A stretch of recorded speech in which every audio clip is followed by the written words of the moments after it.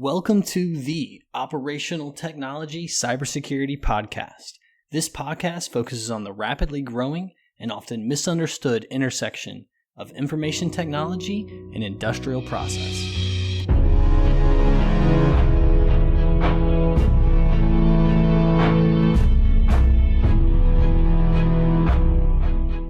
What's going on, everybody?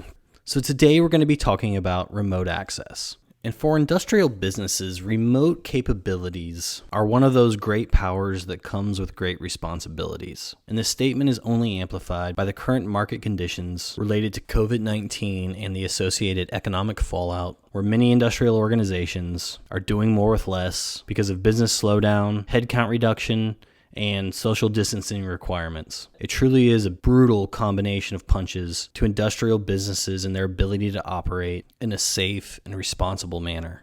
So this episode looks at that pressure cooker that is the industrial marketplace right now, and how misused and even dangerous it can be to slide in a capability like remote access without the proper cybersecurity and process safety prerequisites and controls in place. Because being short-staffed and under-resourced is a recipe for industrial incidents. It can drive deviation from standard operating procedures, shortcuts, complacency, basically all the things we don't want in an industrial environment or in industrial cybersecurity. So hopefully for many of these asset owners, this is a very short-term problem. I don't know, I guess only time will tell. All right, well, on that note, let's go ahead and get this episode started, crank it up, rev the gas a couple times, and let's dive deeper on the topic of remote access for OT systems.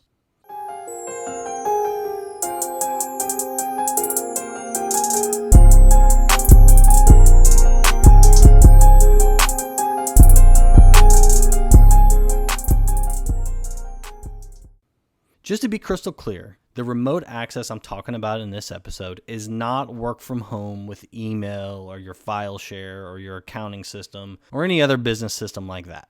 What I'm talking about is remote access to these industrial organizations' most critical, operationally focused, computer-based systems and networks. These are the systems that either interact with or have influence on the physics of your mechanical operations. This is the layer of technologies that we generically call OT systems. In the OT realm, there are unique cyber to physical risks which carry potential consequences of impacting mechanical safety, people safety, environmental safety, and a whole host of other variables impacting process, business, and quality. So if the concept of cyber to physical risk is new, I recommend you go back and listen to episode 2, What is Operational Technology?, where this concept of cyber to physical risk is introduced and explored. So I don't want to make too much of the 99% of COVID-19 work from home use cases. This honestly should be run-of-the-mill for most organizations. Despite what kind of clickbaity headlines would have you believe, most companies aren't scrambling to facilitate remote access in response to the COVID-19 crisis. Maybe some weird backwood minority exceptions exist, but the vast majority of organizations haven't had to go to the drawing board in response to COVID-19. Most organizations already have an established means of remote access, and those existing means, those systems, are likely the ones companies are turning to in response to the COVID-19 work from home, social distancing conditions. If anything, the more interesting point in all this is system architecture and design. How have the systems responded to the spotlight and demand increase? How has the remote access process as a whole supported the demand increase? Because unbeknownst to the end user, a lot of different capabilities have to come together to make that remote access process look like a well-connected, coordinated dance. This is cybersecurity, the support model, applications, HR, compliance with things like data classification and privileged access. The companies likely struggling are the ones who have made a concerted effort to make remote access and work from home purposefully limited or cumbersome because they don't embrace it culturally. There's a great meme floating around out there that says something along the lines of, who led the digital transformation of your company? And the choices are CEO, CTO, or COVID-19, and COVID-19 has a red circle around it. I think that's hilariously and disturbingly accurate. So if you do work for an organization that has responded well with a robust set of tools that have made the remote access transition almost seamless, then give your leadership and IT teams a big Tony the Tiger 1985 Frosted Flakes commercial high five. Because systems that perform at scale, provide a good user experience, aligned to a security architecture or framework, audit requirements, and is implemented in a way that matches your business model. Yeah, all that doesn't happen by accident. It's good system design and architecture. Okay, I'm going to stop talking about the business systems and the business side of work from home. Because like I said at the beginning of this episode, what some might call the teaser, what the COVID requirements are doing to industrial organizations is applying new pressure to do more with less, and in some cases, this involves tempting them to open up remote capabilities beyond the normal maintenance use cases that are limited to view or read-only to a layer of systems that don't typically allow remote control. This is a particularly dangerous problem because the processes that OT systems are there to support aren't designed to be remotely operated. Let me say that another way. So if the making of widget X is designed to be carried out locally by operators interfacing directly with widget making material and widget stages of development, then introducing remote capabilities and operatorship into an otherwise locally run operation is dangerous and irresponsible. And the reason I say that is because the ramifications and situational awareness for mitigating an incident in this scenario completely changes when you introduce a remote access and control capability. And your remote access tools can't make this safe. It's like supplementing a pilot flying in the physical cockpit of an airplane with all the situational awareness that entails, versus the remote pilot flying that same plane but from his home office. Sure, that remote pilot can see the same screens, talk to the same flight crew, but his whole situational awareness has changed, and thus the risk landscape has changed. And this is kind of the dilemma that we're going to focus this episode on. And since that pilot analogy admittedly kind of sucked, I'd like to illustrate this concept a little better by walking through an industrial remote access scenario. So I'm going to take a few minutes here and lay out the scenario. We're going to base the scenario around a loading rack facility operator named Bob. Real creative, I know. So Bob is a facility manager of a small 10-person truck loading rack for Acme Inc. This hypothetical loading rack, like most real loading racks, involves loading Acme products into trucks and or taking product out of trucks from Acme's feedstock suppliers and putting it into on-site Acme storage tanks.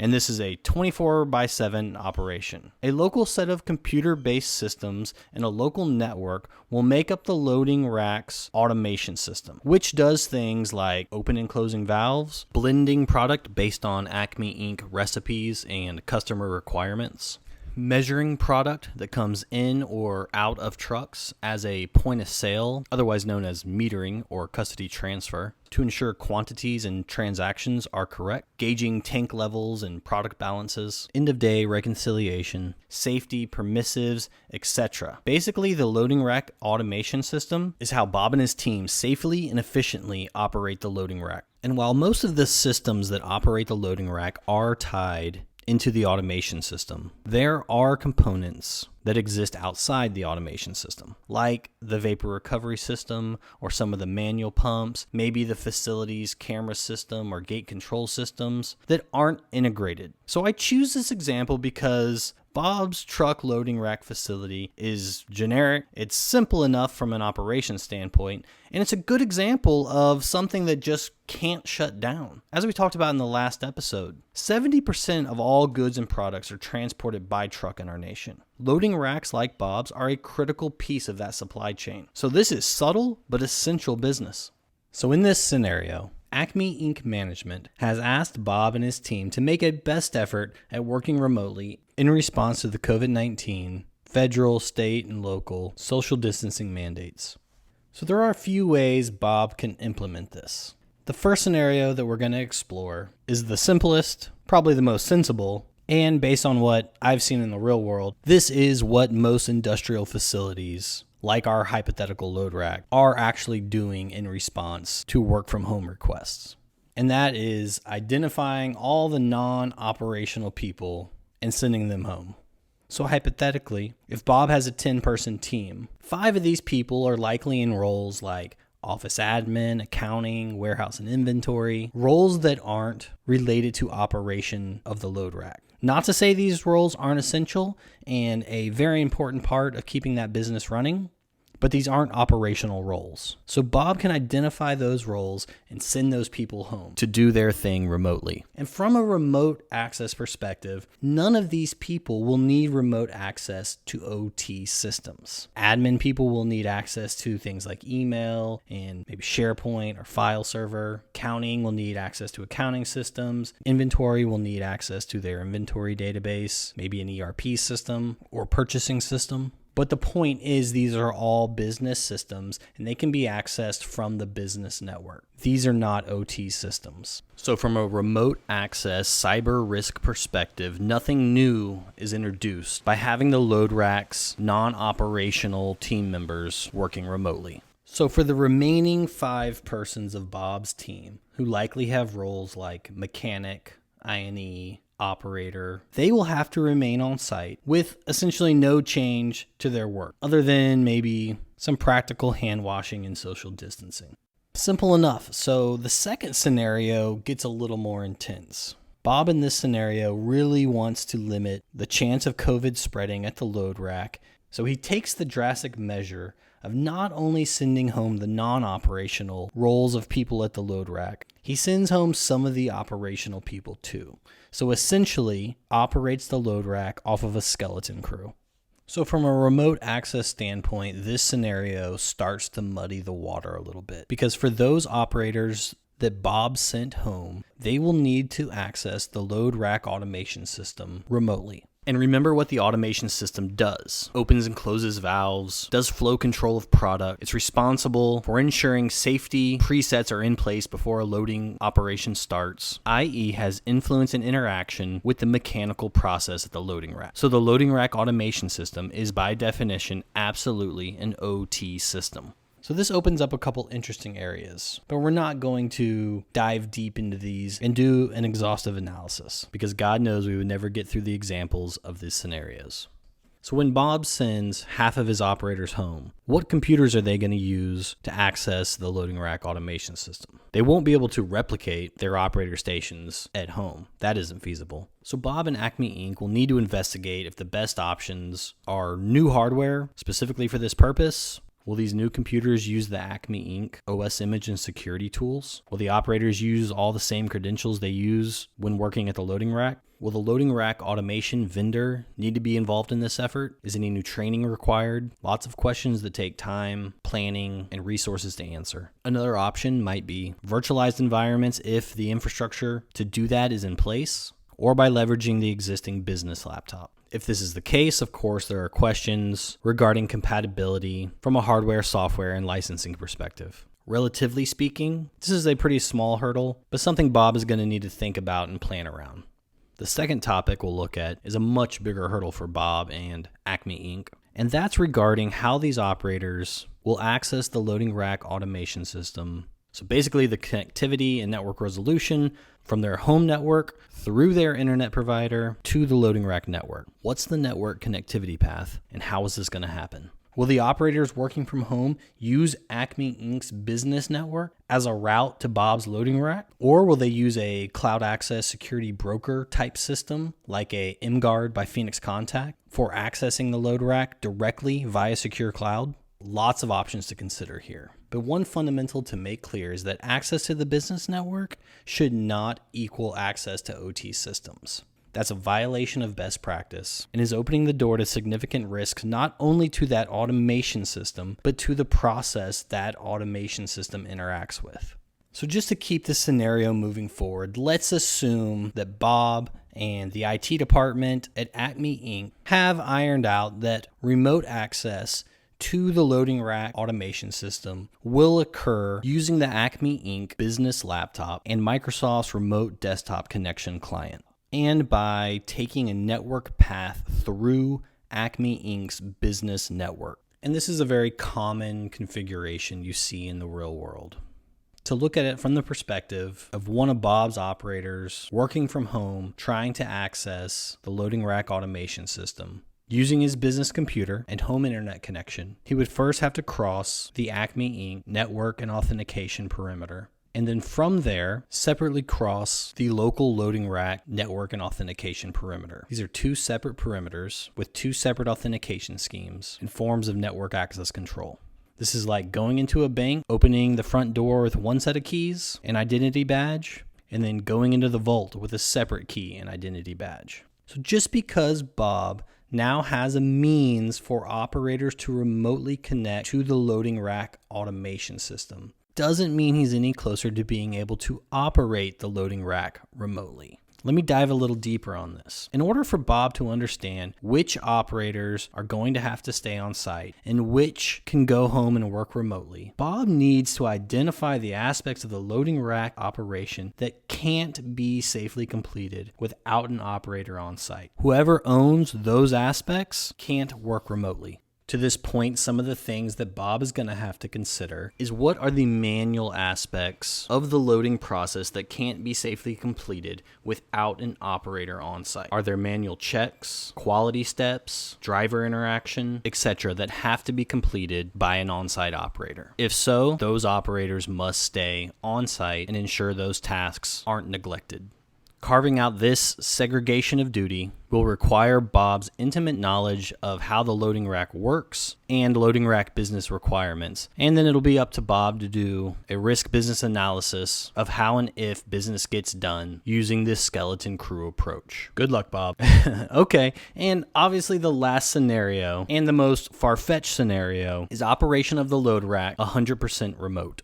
So by now, hopefully you can see there are a lot of ways this could go wrong. And the stress of doing this would probably put old Bob in the grave anyway. But the main problem goes back to the fact that Bob's load rack is designed for local operatorship. So no matter what he does, no matter how creative he gets, he truly won't be able to operate this load rack with 100% remote operatorship until it's designed from the ground up for remote operations. Additionally, another prerequisite for Bob's loading rack will be all process systems have to be integrated into one pane of glass. So those process components that exist outside the automation system, i.e. manual pumps, vapor recovery, cameras, gate control, those things will all have to be integrated under one pane of glass under a remote operatorship model. Additionally, there will be a whole new level in redundancy and availability of power, network infrastructure, circuit infrastructure, etc. is going to be required because now it's all critical to operation of the load rack. Also, Bob will need to consider emergency shutdown, also known as ESDs. How will Bob and his operators be able to safely ESD a facility remotely? And how would they start back up after an ESD remotely?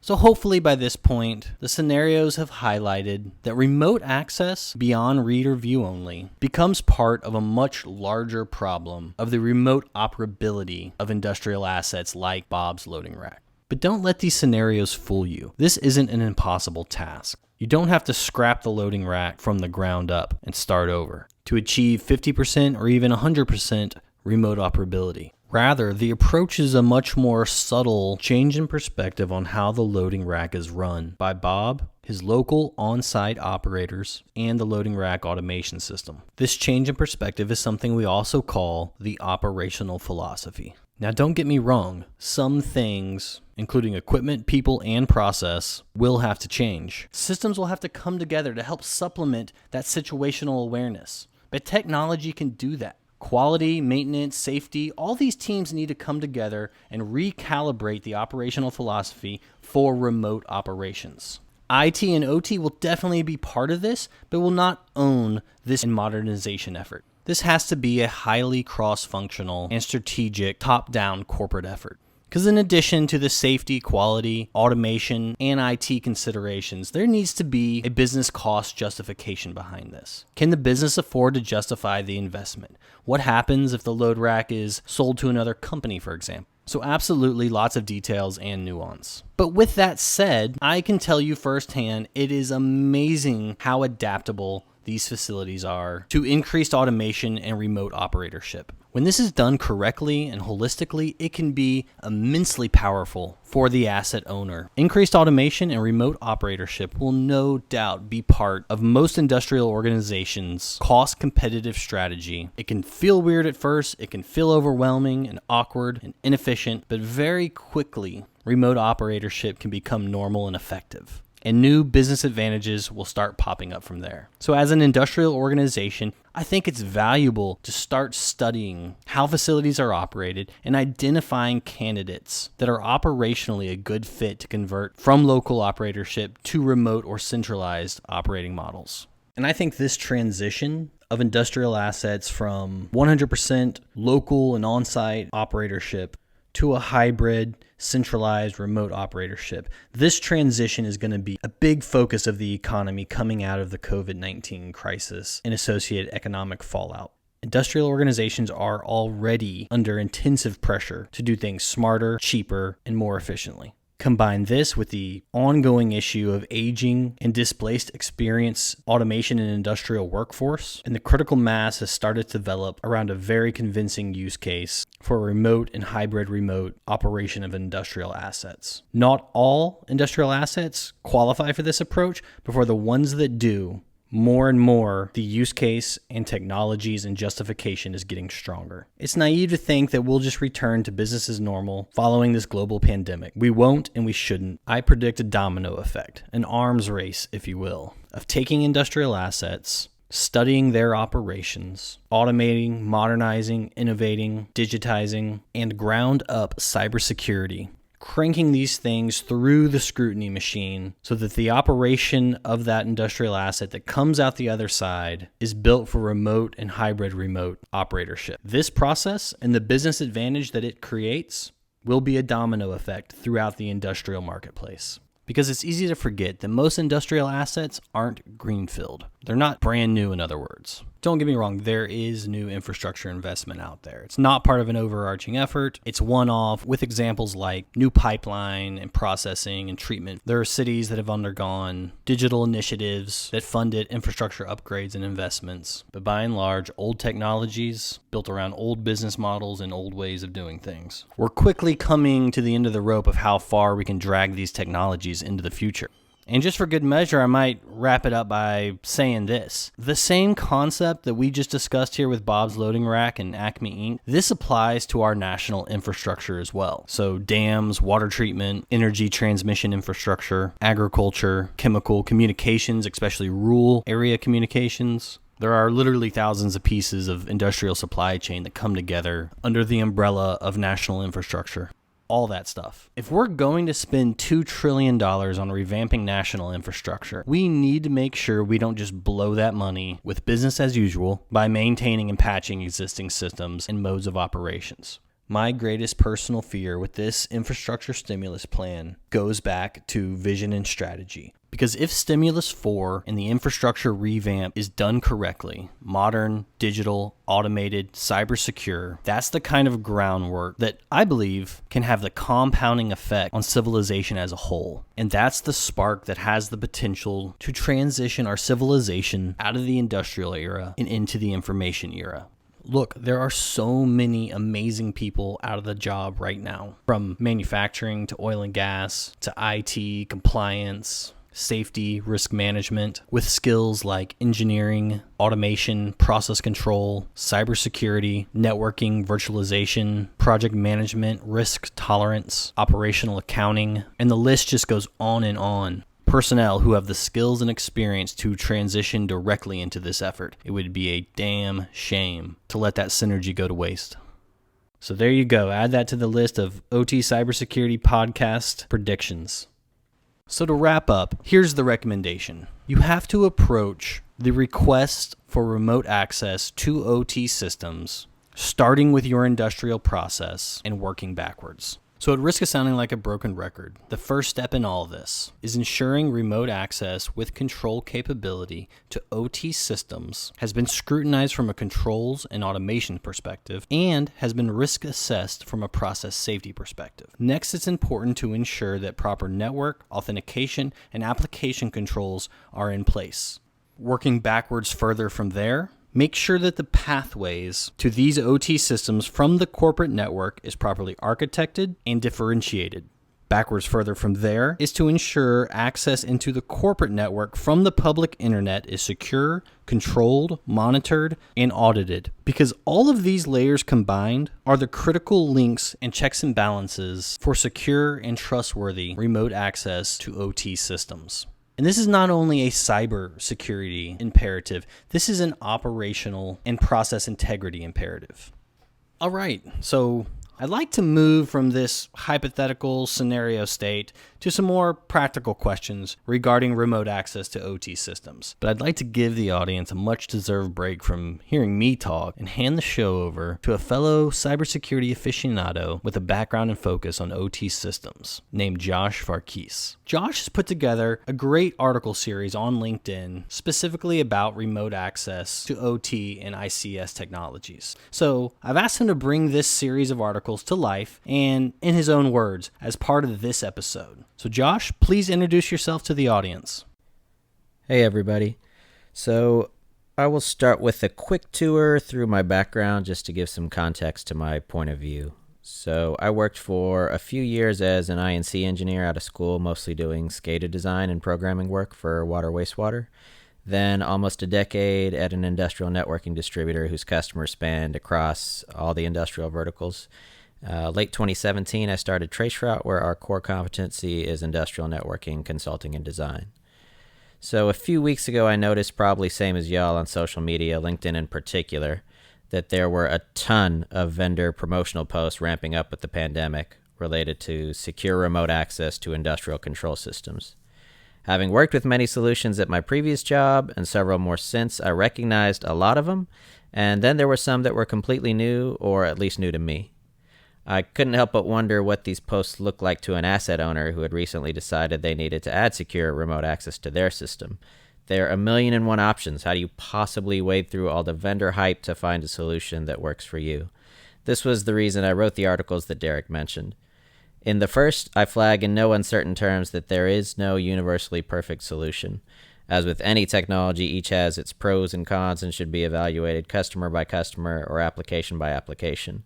What one customer appreciates about solution A, customer B might consider an annoyance or maybe even a weakness. Every customer has different technical requirements, a different security posture, tolerance for risk, technical capability in-house for administration, budget, and these have to be measured as part of a proper selection process. So then in the second article, I provide a list of questions across a few different categories that could aid in a selection process. The list is not meant to be exhaustive, but it does cover many of the ones I've gotten from customers and certainly hits on some potential gotchas customers have run into before. Also, this is definitely not one of those lists driving you to the conclusion that, hey, would you look at that? Solution X is the perfect and only choice. Actually, what you'll find is that any given answer could kick you off one solution onto another.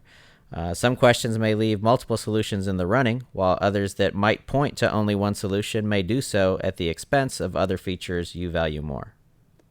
So let's get on with the questions. In the category of security, does it support Active Directory integration? A customer might say it must to be considered. Or on the flip side, does it have its own user database and management? Because maybe they don't have Active Directory in their ICS. Does it support any two-factor authentication options, SMS or Google Authenticator or other time-based one-time password? Or is the two-factor certificate-based? Does it have its own public key infrastructure?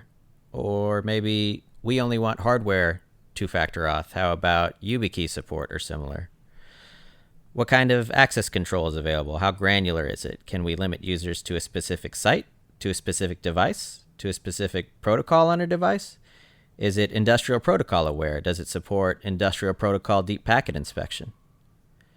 Does it support tiered administration? Could a master admin allow a site owner, department head, OEM, or other to set up and manage their own users for just their site, department's machine? How difficult is it to revoke access? Are there options to time limit a user's access? How about logging? What kind of logging is recorded for auditing purposes? What events are captured? Where can I send them? Are these logs human readable?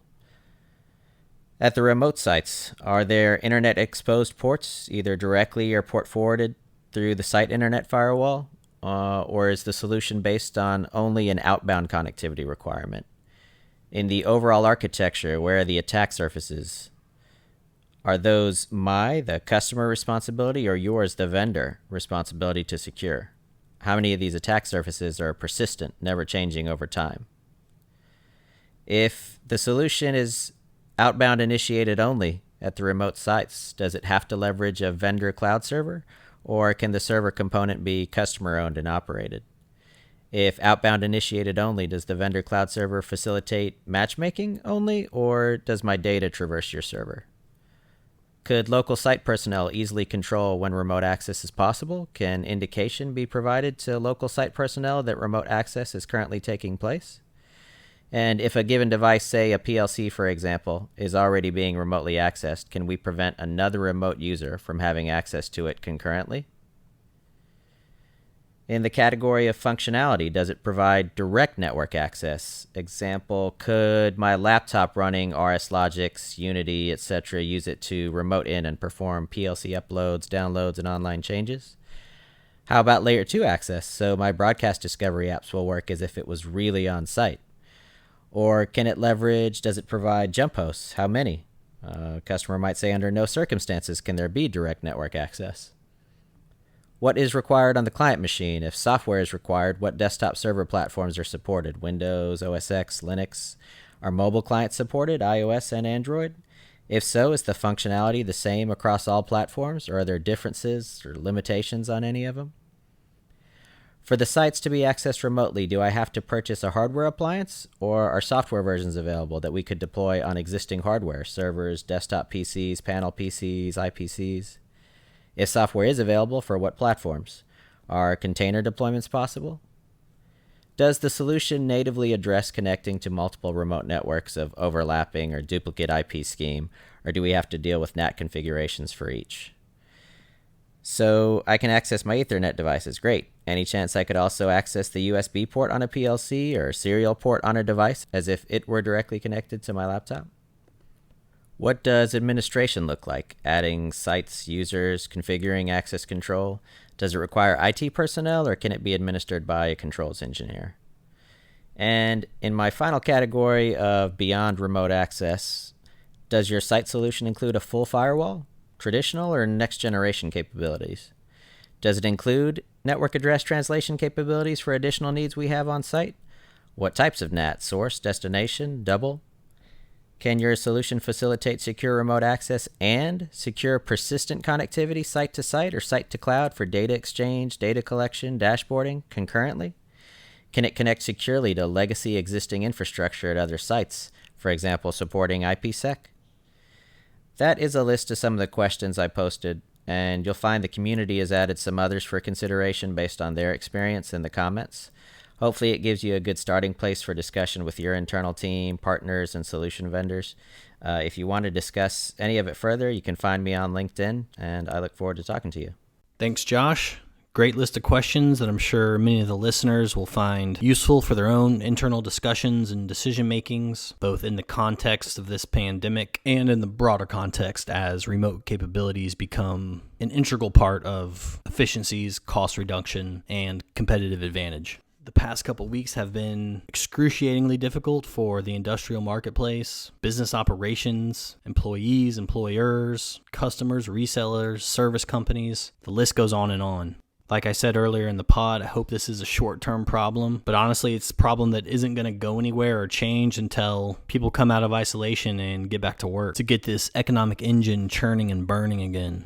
But until then, I guess we got to do our best to cope with the situation. So take a deep breath, grab a hold of something, and let's see where this crazy train goes next. Catch you on the flip. This is Derek signing off.